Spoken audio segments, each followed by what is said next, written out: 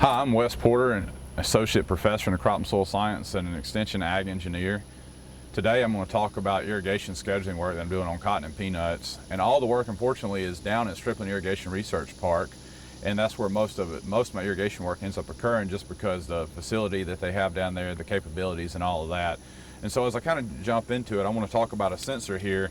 And it's just a sensor that was in-house developed at UGA, but there's some that are commercially available now. But it's nothing special I want to talk about in particular with it, but I just want to let you know that I put these in almost every one of my plots down there, so I continuously monitor soil moisture. And in this particular case, these are watermark sensors, if you're familiar with them. I'm monitoring soil water tension at that time. And if you look on the side, there is a thermocouple, so that for peanuts, when we use Irrigator Pro, we can get soil temperature out of these also. And so I'm going to talk about kind of how I'm using these to make decisions and what we're doing during the talk today. So as I mentioned earlier, we're using soil moisture sensors to kind of delineate what our soil water tension is at any given time, and we're taking hourly readings, so we're getting those readings on 24 hours per day or 24 readings per day, and we're using that to make daily scheduling decisions. And so I've got two dynamically different projects down there. I'm going to talk about peanuts first, and I'll come back and talk about cotton. So on the peanut project, we're actually looking at holding different soil water tensions throughout the year. And what I mean by that is we may hold it dry at a particular growth stage, we may hold it wet, or we may hold it what my research has shown to be optimal. And we'll switch that at critical growth stage. And that is a project that I'm doing in combination with Chris Beline and Bob Kimmerite. So we're seeing if we can help reduce disease instances, or if we can help promote growth, or a combination thereof. And so early season, we set a threshold up until 40 days after planting. And again, that threshold could have been wet, could have been optimal, could have been dry. We got to 40 days after planting, we changed that threshold. So we have 8 treatments and a dry land check out there. And so that's what we're looking at between those. And then once we get to 110 days after planting, we change that threshold one more time. And that's actually occurring in about the next week. That's occurring around September 24th. We'll change that threshold to the last treatment for the year.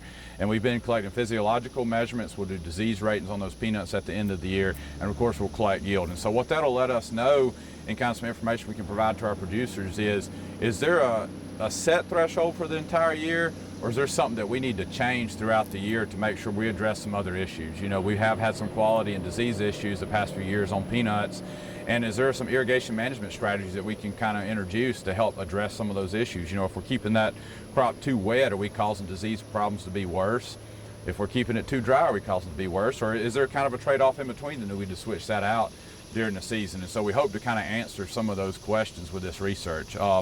It's been a really good trial. We're really dry early season, and so we had some really good treatment differences up until about mid-August. We've been catching a lot of rainfall across the state in about the past 2 weeks, and for good or bad, that's good for our producers. For some of my treatments, that may not be the most optimal, because then that's starting to kind of baseline the differences between, but we'll see what the treatments imposed across the year end up showing at the end of the year. So that's peanuts. If you got any questions about those, of course, feel free to reach out.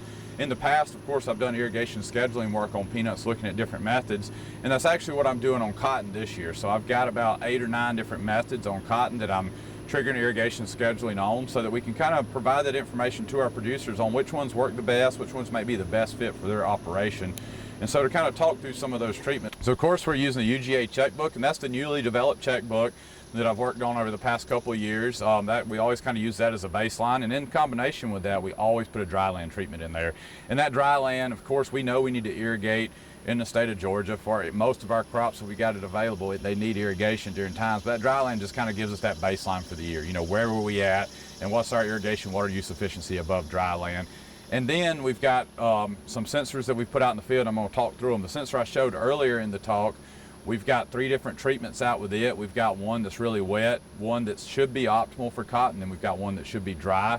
And so we'll kind of see where this is at. Now, we're not changing those during the year like I talked about on peanuts. That's just a set threshold the entire year. And if you notice, when I had that probe in my hand earlier, we have 3 different depths. And so I take and weight those 3 depths based on crop age. And so we know if we don't have roots down there using water, there's pointless to use a sensor from a deeper depth. And so I weight them based on crop growth, development, root depth.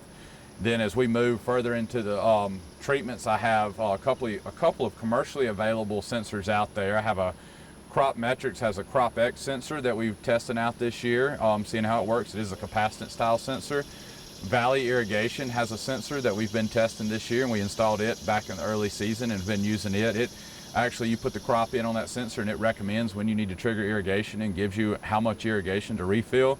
And then of course I'm running the Smart Irrigation Cotton app that was developed here at University of Georgia. And so kind of got that wide array of those methods from, you know, checkbook app, some of those that are free to our producers, to some sensors, and then to some more advanced sensors and irrigation scheduling models. And what I didn't talk about is I am running Irrigator Pro also. Irrigator Pro has always done very good for me on peanuts, and we're running it for cotton this year too to see where it's at in combination with sensors. So again, we're middle season, early season on both crops. Up until the past week or two, you could really see our dryland treatments. They were hurting very bad. And I know we're not talking about corn today, but just to tell you, down at that site where corn came out because of dryland, we had dryland corn yield, some of my plots in like the 30 to 40 bushel per acre. So that tells you we missed a lot of rainfall down there this year compared to normal. So we had some really good treatment differences. And so we'll see what this rain kind of right now will do for us. But at the end of the season, we'll have yields. I'll provide that information, you know, in our county meetings and out through some of our other meetings at the state.